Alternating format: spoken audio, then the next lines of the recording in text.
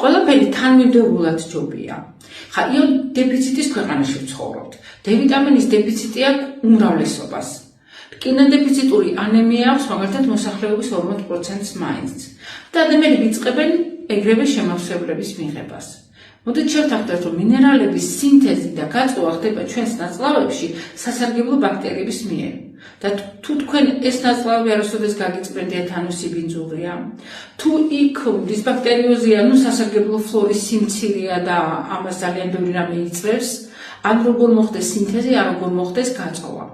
ამიტომ ყოველთვის თუნდაც არც არაფრის ისეთი დეფიციტი არ აქვს და უბრალოდ ახლა შემოდგომაა და გადაწყვეტეთ შემავსებლების მიღება, რომ აი თუნდაც ვირუსების ხანა დაიწყო. პირველად ყოველთვის ჯობია ორგანიზმის წმენდა შლაკები, ტოქსინები პარაზიტებისაგან, ანუ გასუფთავდება, სინთეზის და გაწვევაც უფრო ეფექტური გახდება და შედეგიც უკეთესია.